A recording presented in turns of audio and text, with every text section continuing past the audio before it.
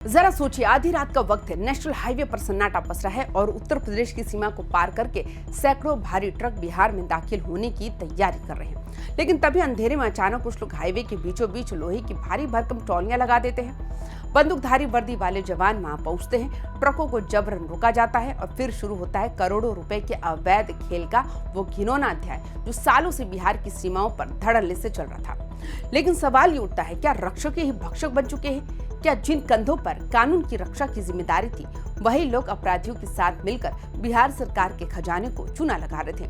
और सबसे बड़ा सवाल कि आखिर आधी रात को कैमूर के मोहिनिया जीटी रोड चेक पोस्ट पर ऐसा क्या हुआ जिसने पटना से लेकर लखनऊ तक के प्रशासनिक गलियारों में हड़कंप मचा दिया? क्या ये सिर्फ चंद सिपाहियों की घूसखोरी का मामला है या फिर इसके तार किसी बहुत बड़े सिंडिकेट और सफेद पोशों से जुड़े हुए हैं? आज के इस वीडियो में कैमूर के नए कप्तान यानी एसपी श्रीकर चौधरी की उस आधी रात वाले खुफिया ऑपरेशन की एक एक परत खोलेंगे जिसने इस पूरे रैकेट को रंगे हाथों दबोच लिया। नमस्कार, आप देख रहे हैं YBN बिहार झारखंड। मैं हूं आपके साथ मुदिता त्रिपाठी। जब से बिहार में सम्राट की सरकार ने भ्रष्टाचार के खिलाफ जीरो टॉलरेंस की नीति अपनाई है, तब से सरकारी महकमों में खलबली मची है। कैमूर जिले की कमान संभालते ही एसपी श्रीकर चौधरी के पास मोहनिया चेक पोस्ट को लेकर लगातार बेहद गंभीर शिकायतें आ रही थी।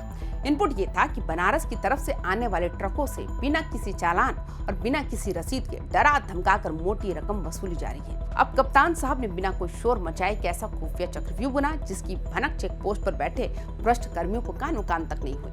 मोहनिया डीएसडीपीओ गोपाल कृष्ण और ट्रैफिक एसडीपीओ की अगुवाई में भारी पुलिस बल को अलर्ट किया गया। जब पूरी दुनिया सो रही थी, यानी ठीक आधी रात को, पुलिस की गाड़ियों का एक बड़ा काफिला अचानक मोहनिया चेक पोस्ट को चारों तरफ से घेर लेता है। अचानक हुई इस छापेमारी से वहां मौजूद सिंडिकेट के बीच ऐसी भगदड़ मची कि लोग अपनी चप्पलें छोड़कर भागने लगे। लेकिन पुलिस टीम पूरी तैयारी के साथ गई थी। उन्होंने मौके पर ही घेराबंदी करके 9 लोगों को दबोच लिया। इस रेड की सबसे बड़ी कामयाबी ये थी कि इसमें सिर्फ दलाल नहीं बल्कि खाकी वर्दी पहने सरकारी जवान भी रंगे हाथ पकड़े गए। अब जरा इस सिंडिकेट के काम करने के तरीकों को समझिए, क्योंकि ये किसी फिल्म स्क्रिप्ट से कम नहीं है। परिवहन विभाग के जांच केंद्र के पास हाईवे के 2 किनारों पर कुछ अस्थायी झोपड़ियां बनाई गई। बाहर से देखने पर लगता था कि ये आम चाय पान की दुकानें या झोपड़ियां हैं, लेकिन असल में ये इस अवैध वसूली नेटवर्क के लॉकर थे।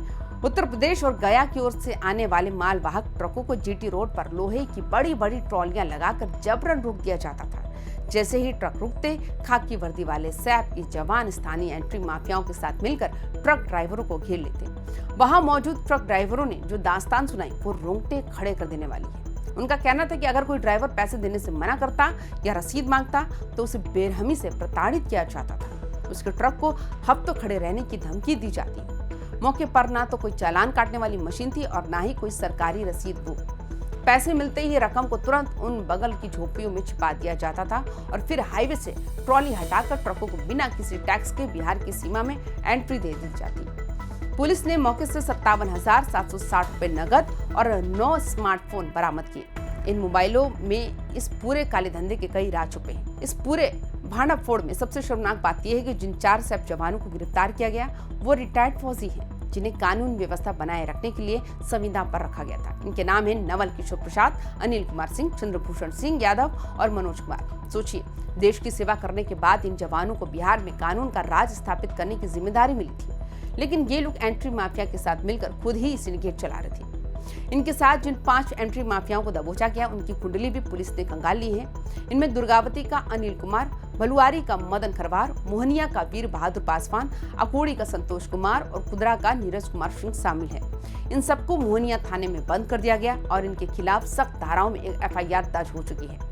लेकिन जांच अधिकारी अब इस बात की कड़ाई से पड़ताल कर रहे हैं कि सिंडिकेट सिर्फ इन 9 लोगों तक सीमित था या फिर हर महीने करोड़ों रुपए का चूना लगाने वाले इस खेल का हिस्सा परिवहन विभाग के कुछ बड़े अधिकारी और प्रभावशाली नेता भी थे, क्योंकि बिना किसी वरदहस्त के नेशनल हाईवे पर सरेआम ट्रॉलियां लगाकर वसूली करना मुमकिन ही नहीं। जैसे मोहनिया चेक पोस्ट का दागदार इतिहास कोई नया नहीं।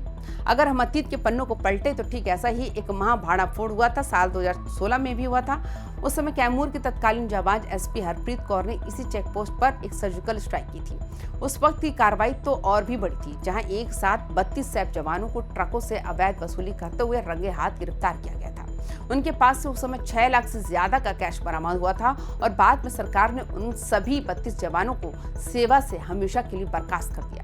लेकिन हैरानी की बात देखिए, साल 2016 में इतनी बड़ी कार्रवाई होने और 32 जवानों की नौकरी जाने के बावजूद इस चेक पोस्ट पर भ्रष्टाचार का कीड़ा मरा नहीं। जैसे ही निगरानी थोड़ी ढीली हुई, नए चेहरों ने मिलकर दोबारा वही पुराना सिंडिकेट खड़ा कर दिया।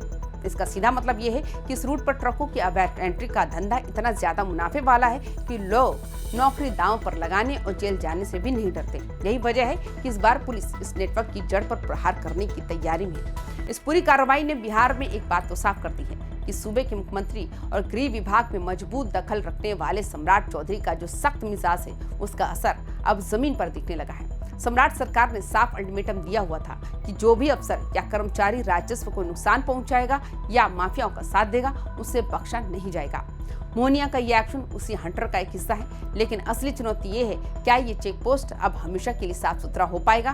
क्या आने वाले दिनों में ट्रकों को बिना किसी प्रताड़ना के और भी बिना किसी अवैध वसूली के बिहार की सीमा में एंट्री मिल पाएगी? इस पूरे पुलिस एक्शन और खाकी वर्दी के इस खेल पर आपकी क्या सोच है? क्या आपको लगता है कि सिर्फ इन छोटे कर्मचारियों को जेल भेजने से ये धंधा बंद हो जाएगा, या फिर इसके पीछे बैठे बड़े मगरमच्छों को पकड़ना भी जरूरी है? अपनी राय नीचे कमेंट बॉक्स में खुलकर जरूर लिखिए और बाकी तमाम खबरों के लिए देखते रहिए YBN बिहार झारखंड। नमस्कार।